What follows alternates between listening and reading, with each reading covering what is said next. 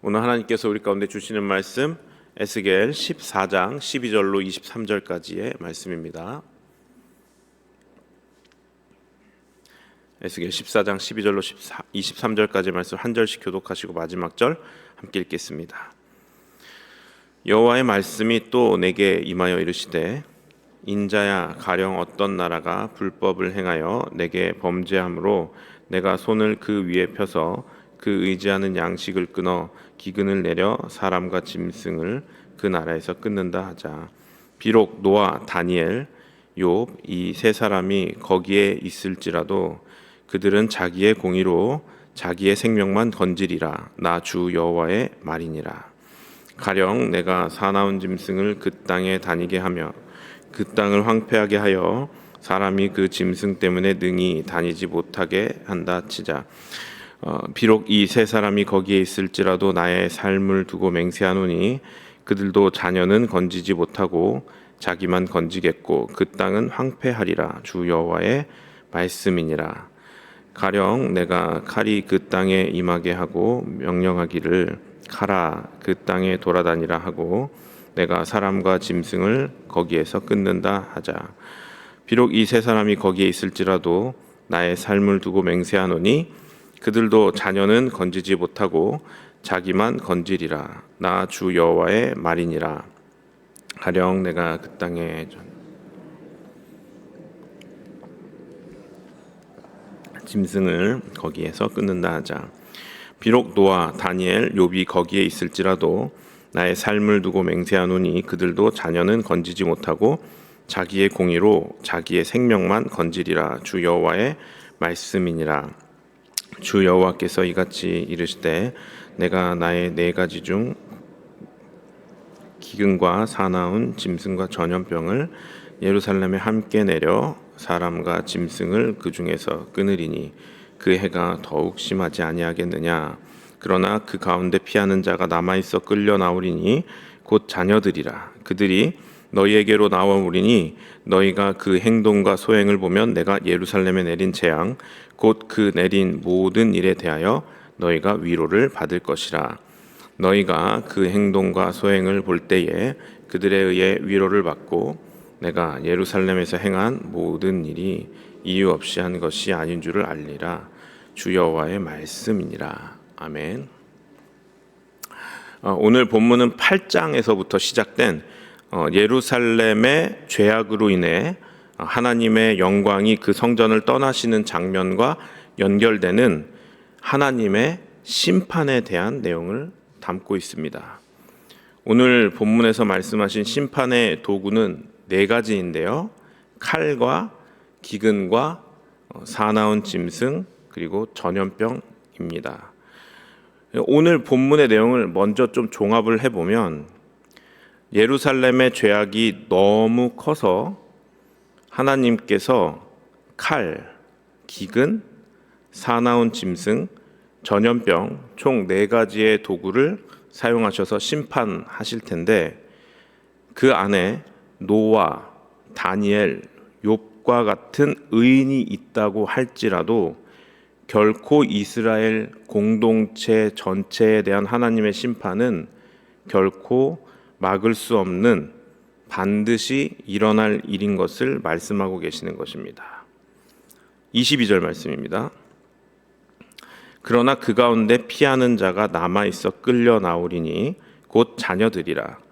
그들이 너희에게로 나아오리니 너희가 그 행동과 소행을 보면 내가 예루살렘에 내린 재앙 곧 그 내린 모든 일에 대하여 너희가 위로를 받을 것이라. 아멘. 예루살렘의 죄악으로 인한 하나님의 심판은 반드시 일어날 일인데 그 심판 가운데에서도 남은 자가 있어서 끌려 나올 것이고 그들은 바로 심판당한 자들의 자녀들이라고 말씀을 하십니다. 언뜻 보면 이 사람들이 의인이라서 살아남은 것인가 라고 생각할 수 있지만 그 남은 자들이 행동하는 것을 보면 내가 예루살렘에서 행한 모든 그 일들, 심판들이 이유 없이 한 것이 아닌 것을 알 것이다. 하나님 말씀을 하시죠. 이 구절을 통해 그 남은 자들은 의인이기 때문에 살아남은 것이 아니라 심판받아 마땅한 자들인 것을 보여주기 위해 남기신 자들이라는 것을 알 수가 있습니다. 그래서 그 공동체 안에 심판이 이루어질 텐데 결코 그 안에 의인이 있어서 이 사람들이 남은 것이 아니다. 이 사람들은 하나님이 심판받을 만한 사람들이라는 것을 알려주기 위해서 일부러 살아남게 하신 사람들이라는 것이죠. 그래서 하나님께서는 이렇게 남은 자들의 행실을 그들에게 보여주시려는 의도가 있는 것이죠. 그것은 바벨론에 사로잡혀 있는 이 공동체가, 에스겔과 함께 있는 이 공동체가 자신들이 포로로 끌려온 것과 그리고 계속해서 예루살렘에 임하고 있는 하나님의 심판에 대해서 이건 공정하지 않다라고 생각하고 있었기 때문입니다. 하나님께서 하시는 그 모든 심판의 행위가 공정하지 않다고 생각했어요.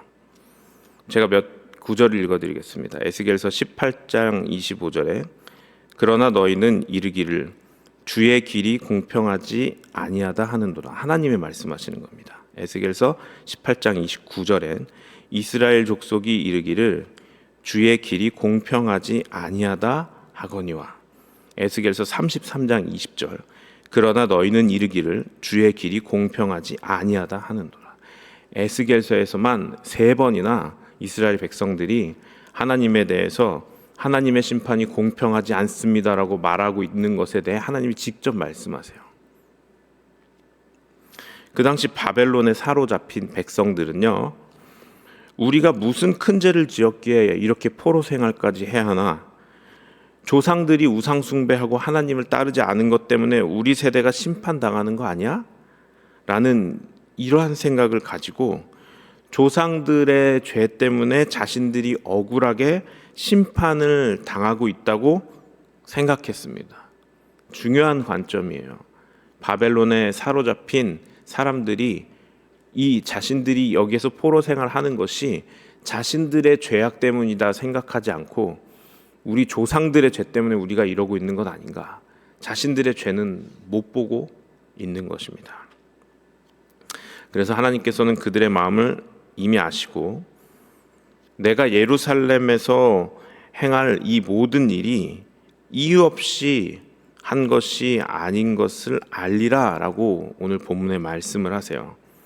그리고 그 남은 자들의 행실, 그 남은 자가 누구였죠? 의인이 아니고 그 예루살렘에서 하나님께서 일부러 살아남게 하신 자들이 나중에 이제 이후에 그 포로로 바벨론에 도착하거든요. 그럼 그 사람들의 행실을 보고 바벨론에 있던 사람들이 깨닫는 거예요. 아, 이게 그냥 일어난 심판이 아니구나 라는 스토리인 것입니다. 오늘 본문에서 하나님께서 말씀하신 이 모든 일들은 오늘 본문에서 말씀하신 4가지 그 심판의 도구, 칼, 기근, 전염병, 사나운 짐승을 통해 기원전 586년 여러분들도 잘 아시는 예루살렘 멸망으로 이루어지게 됩니다. 그리고 그 멸망에서 살아남은 자들, 바로 그 남은 자들이죠. 그들이 바벨론으로 끌려오게 되죠. 그리고 끌려와서 그 이미 있던 포로 공동체에 합류하게 되겠죠. 그 남은 자들의 행실을 이제 보게 되는 것입니다.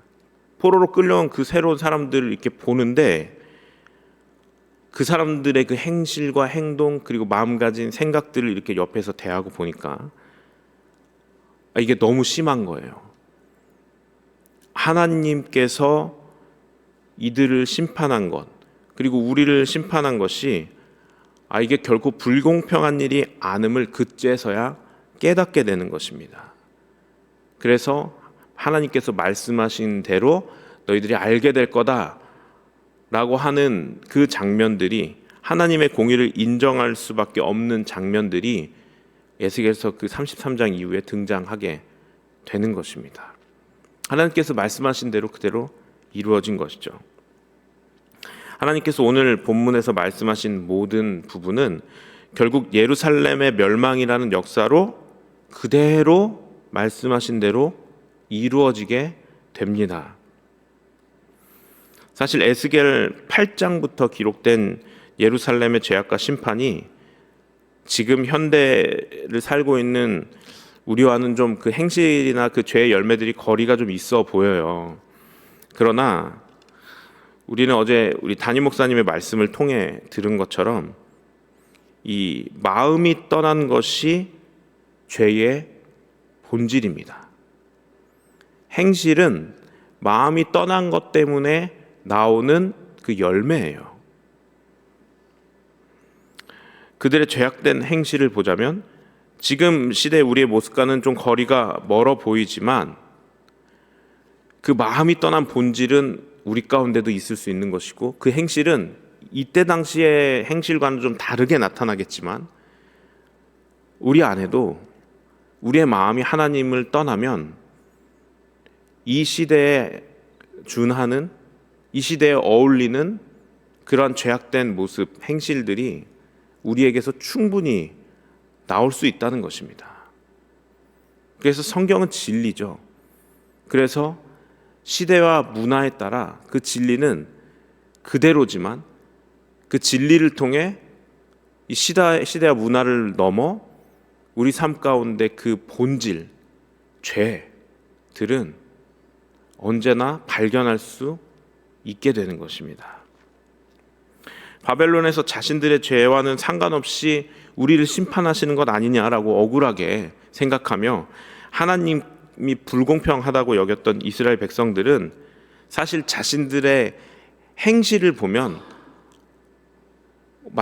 장로들 어저께 그 본문에서도 장로들이 하나님 앞에 나왔다고 하는데 뭐라고 했죠? 마음은 하나님께 없는 그런 상황. 자기들은 자기들의 행실들만 생각했습니다. 뭐 하나님 앞에 우리가 나왔는데 라고 생각했던 것이죠. 그러나 그들의 마음이 하나님을 떠나 있는 것에 대해서는 생각하지 않았던 것입니다. 그래서 자신들은 이 심판이 왜 우리가 하나님 앞에 나왔는데 우리에게 일어나야 하는가라는 불공평한 마음, 이거 하나님 불공평하시다라고 하는 마음을 가지고 있었던 것이요. 여러분, 우리들도 우리의 신앙을 점검하며 뒤돌아볼 때에 반드시 살펴보아야 할 것은 우리가 행동하는 어떤 그 행동들 이전에 우리의 마음입니다. 겉으로 보여지는 것보다 보이지 않는 마음이 하나님과 닿아 있기 때문입니다. 왜냐하면 하나님은 사람의 어디를 보신다고요? 중심을 보시기 때문이에요. 말씀을 마무리하면서 요엘서와 시편 말씀으로 제가 읽어드리고 마치도록 하겠습니다. 요엘서에 이렇게 기록되어 있습니다. 지난주에도 제가 이 구절 짧게 읽어드렸는데 너희는 옷을 찢지 말고 마음을 찢고 너희 하나님 여호와께로 돌아올지어다. 하나님께 돌아가는 것은 우리의 겉모습을 변화시키는 것이 아니라 그 겉모습이 나오게 하는 본질을 바로 우리의 마음을 변화시켜야 하는 것입니다. 마음을 찢어서 하나님께로 돌아와라. 시편 62편 말씀에 이렇게 기록되어 있습니다. 백성들아 시시로 그를 의지하고 그의 앞에 마음을 토하라. 하나님은 우리의 피난처시로다. 여러분, 우리의 마음이 하나님과 닿아 있지 않으면 우리 마음을 하나님 앞에 쏟아놓을 수가 없습니다. 그 이야기는 우리의 마음을 찢어 그분께 돌아가고 그분께 향해 있는 우리의 마음을 하나님 앞에 쏟아놓으라 라는 것입니다. 왜냐하면 하나님은 우리의 중심을 보시는 분이시기 때문이죠. 그러면 시편 62편 4절 말씀 뒷부분에 이렇게 되어 있습니다. 하나님은 우리의 피난처시로다. 아멘. 하나님과 마음이 맞닿아 있는 사람은 하나님께서 우리의 피난처가 되어 주신다고 약속하고 계십니다. 그래서 오늘 하루를 시작하시면서 여러분, 우리들이 이렇게 살아가면서 우리의 삶을 좀 조심하죠. 우리 그리스도인으로서 믿지 않는 사람들 또 믿는 사람들하고 관계하고 생활할 때에 우리의 행동이 어떨까 우리 항상 생각합니다. 너무나도 좋은 것입니다. 그때에 우리의 행실만 생각하기보다 우리의 마음 안에 이 행실이 나오게 하는 동기가 과연 무엇인가. 그리고 어쩌다 보면 우리의 그 죄성들이 내 생각과는 다르게 막 튀어나가서 누구에게는 상처를 주고. 그래서 여러분 농담 삼아 그런 얘기 하잖아요. 밤에 집에 들어와서 이불킥한다고 하잖아요. 내가 그때 왜 이런 말을 해서 이 사람을 어렵게 하고 상처 줬을까. 여러분 우리의 마음을 계속해서 살피며 무엇보다도 하나님과 내 마음이 맞닿아 있는가를 살펴보면 우리의 삶이 그분께서 원하시는 삶과 행실로 변화할 수 있습니다. 오늘 하루 우리의 삶이 주님의 마음과 맞닿아 있는 거룩한 삶 되시기를 주님의 이름으로 축원합니다. 함께 기도하시겠습니다.